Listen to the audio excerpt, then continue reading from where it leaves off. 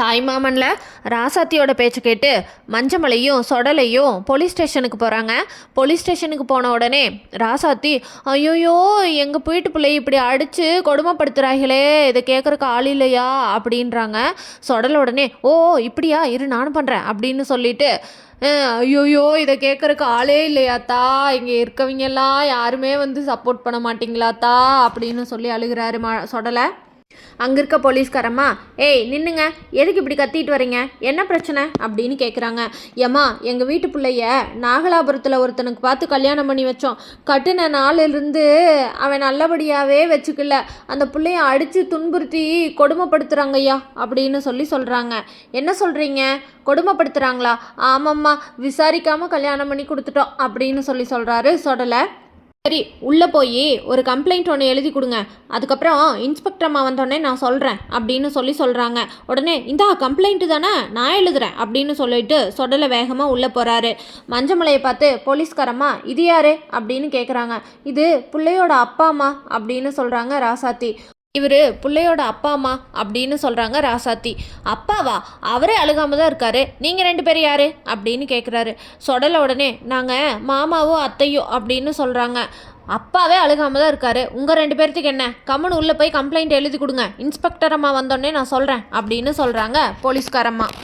Complaint எழுதுறதுக்கு பேப்பரை கொண்டு வந்து மஞ்சமலை கிட்ட கொடுத்தோன்னே சொடலை, இந்தா அவரால் எழுத முடியாதுமா, கம்ப்ளைண்ட் எழுதுறது இந்த வேலையெல்லாம் பார்க்கறக்கு தான் நான் இருக்கிறேன், எல்லாத்தையும் நான் பண்ணிடுறேன் அப்படின்னு சொல்லிட்டு லெட்டரை வாங்கி எழுதுறாரு.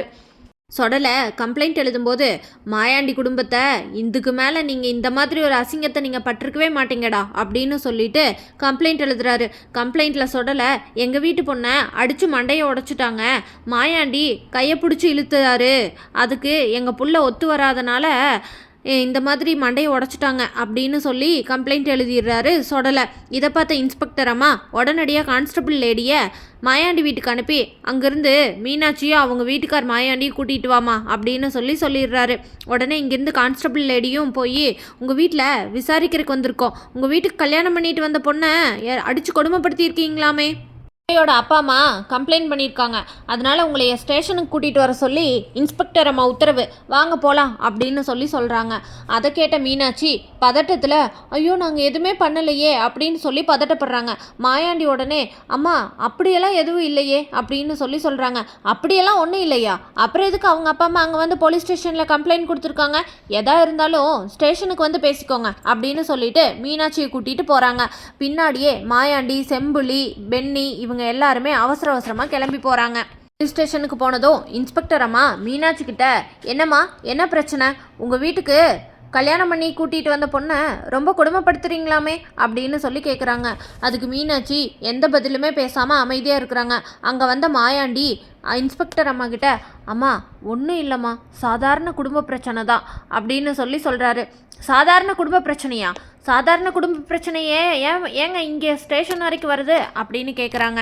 உடனே ராசாத்தி இன்ஸ்பெக்டர் அம்மா கிட்ட, அம்மா சாதாரண குடும்ப பிரச்சனையெல்லாம் இல்லைம்மா, எங்கள் வீட்டு புள்ள மண்டையை உடச்சி 10 தையல் போட்டு வச்சுருக்காங்கம்மா இவங்க, அதுவும் இல்லாமல் நாங்கள் போய் கேட்டதுக்கு ஒன்றும் இல்லைன்னு எங்கள் வீட்டு பிள்ளையே சொல்ல வைக்கிறாங்கம்மா அப்படின்னு சொல்கிறாங்க. இன்ஸ்பெக்டர் அம்மா உடனே, சரி அந்த பொண்ணை ஃபஸ்ட்டு வர சொல்லுங்கள், அந்த பொண்ணை விசாரித்தாதான் சரியாக இருக்கும் போல் அப்படின்னு சொல்லிட்டு பொண்ணை கூட்டிகிட்டு வர சொல்கிறாங்க. பொண்ணை போய் கூட்டிகிட்டு வர போகிற இடத்துல மஞ்சமலை பூங்கொடிக்கிட்ட, இந்த பூங்கொடி இவங்களை அவமானப்படுத்துறதுக்கு இதை விட வேறு வழியே கிடையாது அப்படின்னு சொல்கிறாங்க.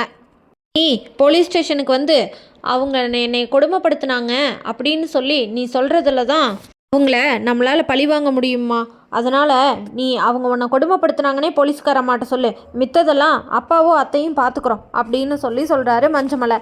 இதை கேட்ட பூங்குடி போலீஸ் ஸ்டேஷனுக்கு வராங்க. இன்ஸ்பெக்டர் அம்மா, என்னம்மா என்ன பிரச்சனை அப்படின்னு கேட்குறாங்க. இதுக்கு பூங்கொடி, ஆமாம்மா அவங்க அப்பா மஞ்சமலை பேச்சை கேட்டுட்டு அவங்க என்கிட்ட எதுக்கு எடுத்தாலும் சண்டை போட்டு இப்படி எங்கள் வீட்டிலேருந்து வாங்கிட்டு வந்த ஜாமானத்தை எல்லாம் எடுத்து வெளியே போட்டு அங்கேருந்த கத்தி எடுத்து என்னை குத்த வந்துட்டாங்க அப்படின்னு சொல்கிறாங்க பூங்குடி. இதை கேட்ட இன்ஸ்பெக்டர் அம்மா, இப்போ என்னம்மா சொல்கிறீங்க அப்படின்னு மீனாட்சியும் மாயாண்டியும் பார்த்து கேட்குறாங்க. மீனாட்சி எதுவுமே பேசாமல் அழுதுகிட்டே நிற்கிறாங்க அந்த இடத்துல. மாயாண்டி தாண்டி உடனே ஏம்மா பூங்குடி அப்படியா நடந்தது அப்படின்னு கேட்குறாங்க. உடனே ராசாத்தி பார்த்தீங்களா நீங்கள் விசாரிச்சுட்டு இருக்கும்போதே இவர் எப்படி பூங்குடியை கேட்குறாருன்னு பார்த்தீங்களாமா, எங்கள் வீட்டு பிள்ளை இப்படி தான் பயந்து கிடக்குதாங்க அப்படின்னு சொல்கிறாங்க ராசாத்தி. போலீஸ்காரம்மா உண்மையை கண்டுபிடிப்பாங்களா? அழகருக்கு மீனாட்சி மேலே பூங்குடி இப்படி ஒரு கம்ப்ளைண்ட்டை சொல்லியிருக்கா அப்படின்னு சொல்லி தெரிஞ்சா என்ன நடக்கும்னு தெரிஞ்சுக்க நம்ம சேனலை மறக்காமல் லைக், ஷேர் அண்ட் சப்ஸ்கிரைப் பண்ணிக்கோங்க.